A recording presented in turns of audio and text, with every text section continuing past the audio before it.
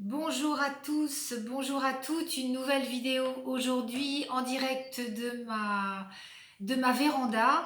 Une troisième fleur de bac que j'avais envie de vous présenter aujourd'hui après Mimulus qui permet de balayer, je dirais, les peurs d'origine connue. Après Walnut le noyer qui est là pour nous permettre de nous adapter au changement. Voici Red Chestnut, le marronnier rouge. Alors là, il est encore question, encore une fois, d'une peur, mais d'une peur très particulière parce que ce sont les craintes exagérées, les craintes excessives pour les autres et notamment ceux que nous aimons, les proches, que ce soit la famille, bien sûr, ou nos amis. Et en fait, la personne qui a besoin de cette fleur-là, c'est une personne qui craint le pire, en fait. Elle voit tous les scénarios les plus épouvantables qui soient, et elle ne voit que ça, donc elle ne s'en sort pas. Elle est dans un tourbillon mental en même temps, on va en reparler après. Euh, Qu'est-ce que ça provoque? Beaucoup, beaucoup, beaucoup d'anxiété, beaucoup de questionnements sans réponse, et puis souvent, souvent des problèmes de sommeil. Alors, Red Chestnut, elle est là, en fait, pour nous permettre de nous occuper de ceux que nous aimons, donc c'est fabuleux, avec compassion, mais sans anxiété. Voilà.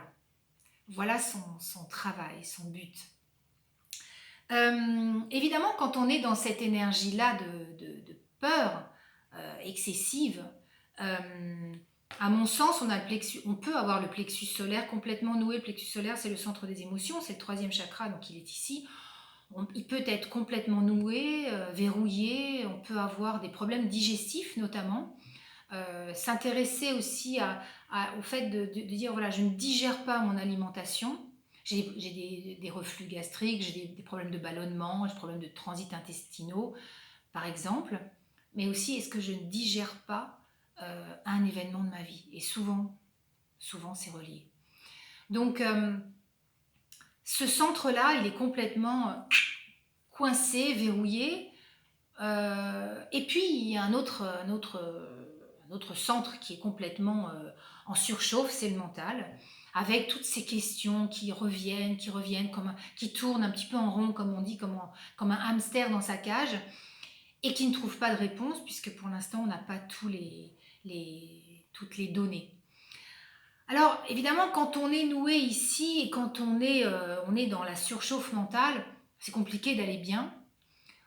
On a l'impression de survivre, quoi, d'avoir la tête qui, qui, qui, qui n'est plus du tout hors de l'eau. Là, on est vraiment, vraiment mal. Il ne faut pas rester dans cet état-là, bien évidemment.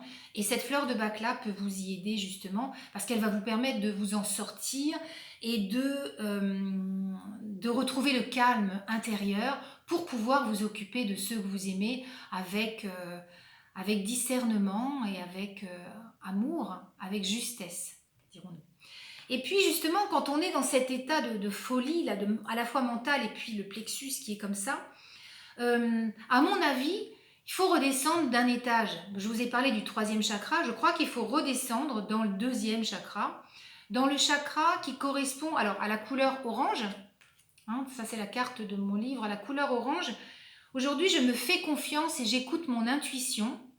Et je crois que c'est le message du jour. Et pour illustrer la couleur orange, j'ai envie de vous présenter l'une de mes meilleures amies, qui est la cornaline. Voilà, ça va peut-être vous faire rire, mais moi aussi ça me fait rire. Mais c'est vrai. En fait, la cornaline, c'est une pierre magnifique, merveilleuse, parce que c'est la pierre anti-peur, anti-stress, qui est là pour nous permettre de nous calmer. Je vais juste vous lire la partie que j'avais mise sur la cornaline dans mon livre Les 3 clés pour harmoniser vos émotions aux éditions d'Angle. C'est l'anti-stress et l'anti-peur par excellence. Elle est liée à la féminité. Elle donne confiance en la vie et apporte douceur, chaleur humaine et convivialité. Elle est idéale pour un retour de la confiance en soi. Elle dynamise la sensualité et développe la créativité. Alors allez-y au niveau de la créativité, c'est le moment pour faire des choses que vous ne faites pas ou que vous ne faites plus. Et elle travaille donc sur l'énergie des reins, la sphère urogénitale, le transit intestinal et le plan hormonal. Donc c'est vraiment une pierre extrêmement puissante, très complète, qui va ramener beaucoup de calme, beaucoup de sérénité dans un moment où on peut en avoir besoin si on se fait beaucoup, beaucoup de mourons, trop de soucis, même si c'est justifié, hein, bien entendu. Il ne s'agit pas que vous soyez totalement démunis, totalement stressés. Si vous avez envie de continuer de vous occuper de ceux que vous aimez, vous devez impérativement vous occuper de vous, et donc en l'occurrence de balayer et de transformer ces peurs excessives en une compassion juste qui sera très salvatrice pour la suite des événements.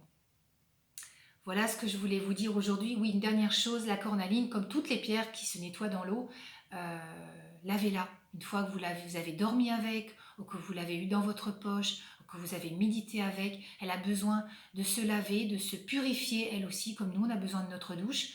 Donc vous la mettez dans l'eau, plutôt dans du verre que du plastique, un certain temps, quelques heures s'il y a besoin. Ensuite vous la nettoyez avec un chiffon propre, et puis elle repart, et elle sera de nouveau votre allié, votre ami, dans des moments comme ceux-là que l'on vit en ce moment qui sont exceptionnels, mais aussi tout simplement dans la vie de tous les jours, quand on a besoin d'être rassuré, quand on a besoin de reprendre confiance en soi et en la vie, et aussi d'écouter vos intuitions. Voilà.